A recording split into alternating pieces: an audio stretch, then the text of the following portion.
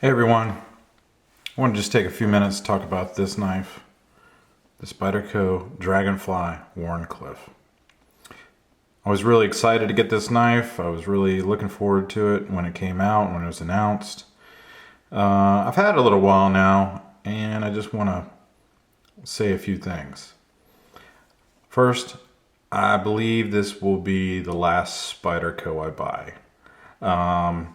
I've been a big fan of Spyderco for a long time, but I just don't think I can really justify buying any more Spydercos when there's so many other good brands out there, made in the US, made in Italy, made in Japan, that have much better quality for what you're getting, you're paying.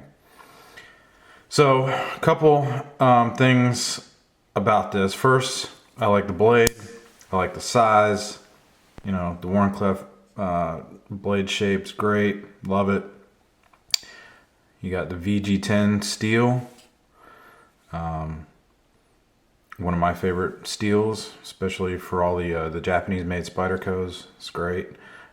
Takes a good edge. The edge lasts long enough for practical use. Here's the thing that I don't like. I don't like this newer scale pattern. It just doesn't feel as grippy. It's grippy in one way, but not in the other. And so half of the scale is kind of grippy and the other half is kind of slick, depending on which way you're actually holding the knife. Not a huge thing, but that's one of my pet peeves. Here is the biggest issue that I have. You see that? Screws stick out a lot. I mean, for the size of the knife, that's pretty big. I mean, I just don't believe that a knife like this should have anything sticking out. I mean, these days and age, everybody is recessing all their screws, and this is for the clip. I removed the clip because it got bent. That led to another issue. This is supposed to be a T8 Torx screw. It didn't fit. It was not T8. Don't know what happened, but one size was T8, the other, it was kind of in between. It was stripped. I don't know. So I ended up having to stick some vice grips on it to end up getting the clip off. So I haven't even bothered putting the clip back on. So saying that, this is a quality made Spyderco. Actually, it's probably a better design all around for a small Spyderco, the Pingo. I actually have probably 4 or 5 of these now, just because I've kept them around in case I lose one. This design is great. It's very utilitarian. The steel, it's made in Italy. N690 CO, great steel, fairly easy to sharpen, and holds an edge for quite a while.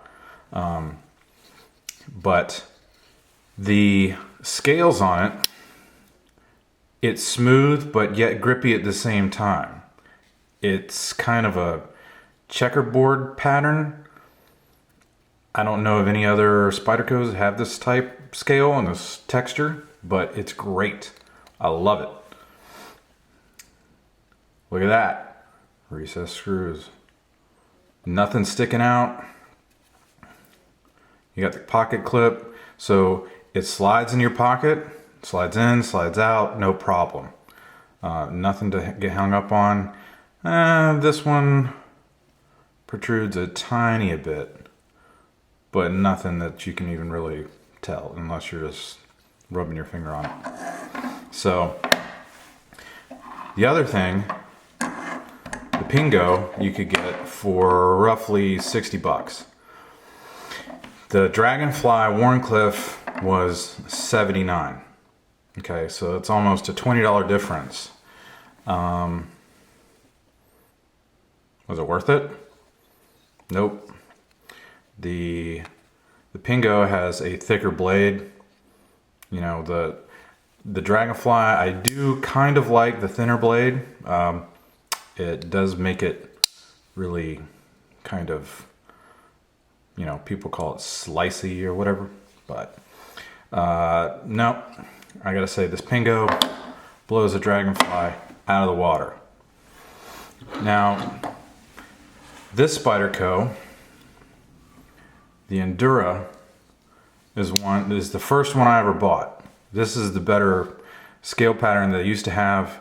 It's grippy, however you grip it. It's got these little checkerboard plus kind of circular divots inside of it. It was great. This pocket clip was great. You could move it from side to side with a coin. It wasn't exactly, I mean, it would wiggle sometimes, but again, VG10 steel. I like the blade profile. I bought this before I was deployed to Iraq. It served me well throughout Iraq and ever since. I still carry this quite a bit, you know, and it's great. I paid 75 bucks for this in 2004. So I know prices have gone up, inflation's gone up, but this, I mean, 79, 74. Yeah, I can't say that I'm not gonna buy another Spyderco after this. It's just not, I mean, the prices are just a little much for what you get. That's just my opinion. You may think something else. That's your opinion, but I think from now on I'm sticking with Zero Tolerance, ProTech, and other American-made brands that give you a little better value for your money. Kind of sad, but it's the way it is. Thanks for listening. See you next time.